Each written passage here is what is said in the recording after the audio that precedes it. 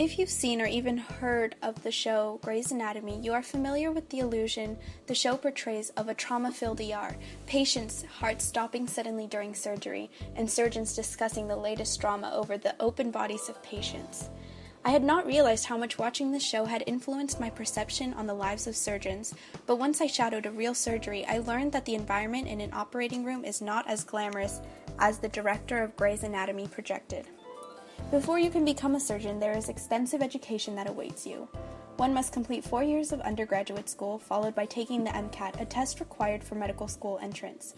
During 4 years of medical school, the first 2 years place an emphasis on science and ethics, and the second 2 years involve hands-on experience with patients in the hospital. After medical school, students get their medical degree by taking the U.S. Medical Licensing Examination.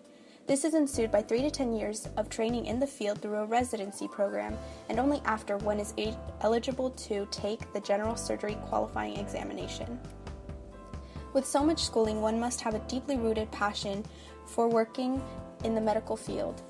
Some of the skills needed to become a surgeon include personal motivation, good communication skills, and persistence.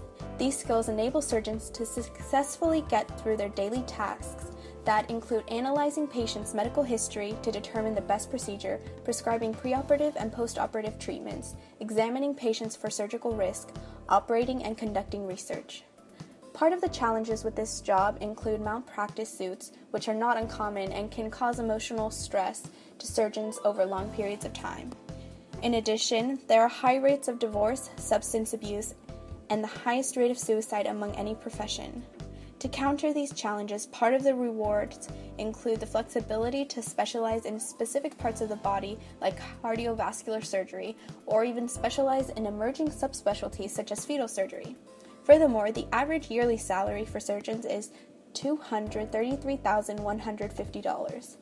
The personal satisfaction of providing quality healthcare to hundreds of patients is perhaps the greatest reward of all. Fortunately for this generation, surgeons have a faster than average employment rate of 18%. Thus, there will be a need for surgeons in the future. I had the honor of shadowing a procedure in orthopedic surgery called a right total hip arthroplasty with an anterior approach. I observed the surgical nurses handing sterilized equipment to surgical technicians while maintaining a distance of 12 inches to ensure sterility. The anesthesiologist injecting anesthesia to the patient through her spinal fluid, the surgeon making the first incision, the anesthesiologist playing AC/DC on a stereo system, and the surgeon hammering the hip replacement into the hip socket of the patient. What Grey's Anatomy doesn't allow you to experience is the smell of burning flesh that comes from the instrument that clots the bleeding, the frigid temperature of the operating room, and the strict focus placed on the patient's case rather than the drama occurring within the hospital. Surgery is not everyone's cup of tea, but for the brave and passionate, the experience is exhilarating.